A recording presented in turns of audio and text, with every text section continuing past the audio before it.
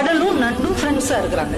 Daily இந்த நண்டு அங்க ஊர் உலகம்லாம் சுத்திட்டு சாயந்தரமா கடல் கிட்ட வந்து பேசும். ஒவ்வொன்றையும் அது சொல்லிக்கிட்டே இருக்கும். கடல் ரொம்ப ஆச்சரியமா கேட்டுட்டு இருக்கும். அப்படியா அப்படியா, ஏதோ நீ எனக்கு ஃப்ரெண்டா இருக்கிறதுனால இந்த உலகத்துல நடக்கிறதெல்லாம் நான் தெரிஞ்சுக்கிறேன்ப்பா, ரொம்ப தேங்க்ஸ்பா அப்படின்னு 2 பேரும் நல்லா மனமொத்த நண்பர்களா இருக்கிறாங்க.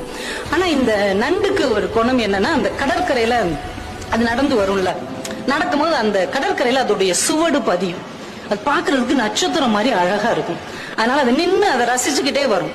தன்னுடைய வலைக்குள்ள நுழையிறதுக்கு முன்னாடி திரும்பி பார்க்குமா, இந்த கடல் அலைய வச்சு அதை உடனே அழிச்சிடும். இது ஒவ்வொரு நாளும் நடக்குது. வரவுள்ள படக்கு படக்குன்னு அதை அழிச்சிருது. இந்த நண்டுக்கு மனசு என்னமோ பண்ணுது. நம்ம நண்பனுக்கு நம்ம மேல ஏதோ பொறாமை இருக்குதோ, அதால நடக்க முடியாது, நம்மளால நடக்க முடியுது. அந்த பொறாமையில இவன் நம்ம சூடு அழிச்சு விடுறானோ, இவன் இவங்க கூட ஃப்ரெண்ட்ஷிப் வச்சுக்கலாமா வேணாமா, ஒரு பொறாமப்படுறவன் எல்லாம் ஒரு நண்பனான்னு மனசுக்குள்ள நினைச்சுக்கிட்டே இருக்குது. இன்னொரு நாளைக்கு இதே மாதிரி பேசிட்டு வருது, வேகமா அதை அழிச்சிருச்சு. இது வலையில நின்று முறைச்சு பார்த்துக்கிட்டே இருக்குது. இன்னொரு நண்டு அந்த வழியாவே போகுது. சரி, நம்ம சூடத்தான் இவன் அழிக்கிறான், அந்த எதிரியோட இன்னொரு நண்டோடைய சுவடை அழிக்கிறானான்னு பார்ப்போம். பார்த்துக்கிட்டே இருக்குது. அந்த நண்டோடைய சுவடை இது அழிக்கவே இல்லை. அந்த நண்டு ஹாயா நடந்து அந்த பக்கம் இருக்கிற ஒரு வலைக்குள்ள போகுது.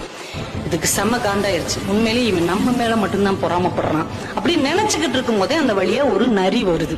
இந்த நண்டு நடந்து போன அந்த சுவடு இருக்கு இல்லையா, அதை அப்படியே ஃபாலோ பண்ணிக்கிட்டு போய் வலையில இருக்கிற நண்டை கவக்குன்னு பிடிச்சி தின்றுச்சு. இப்பதான் இந்த நண்டுக்கு ஒரு விஷயம் புரிஞ்சது. தன்னுடைய நண்பன் தன் சுவடுகளை அழிக்கவில்லை, தன்னுடைய வாழ்க்கையை காப்பாற்றி இருக்கிறான் என்ற உண்மை புரிந்தது.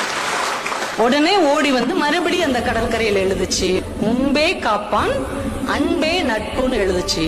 அதையும் அந்த கடல் படிச்சுட்டு உடனே அழிச்சிருச்சு. தன்னுடைய நட்பு கெட்டாலும் பரவாயில்லை, நண்பன் கெடக்கூடாது என்று யார் நினைக்கிறார்களோ அவர்கள் தான் உண்மையான நண்பர்கள். அப்போ உண்மையான நண்பர்கள் உங்களை சுற்றி இருக்கிறாங்களா அப்படின்னு பாருங்க. அப்படிப்பட்ட உண்மையான நண்பர்கள் உங்களுக்கு அமைந்தார்கள் என்றால் அவர்களை தக்க வைத்துக் கொள்ளுங்கள். ஏன்னா நம்ம வாழ்க்கையில ரொம்ப தடுக்கி விழுகிற இடம் இந்த நட்பாகத்தான் இருக்கும்.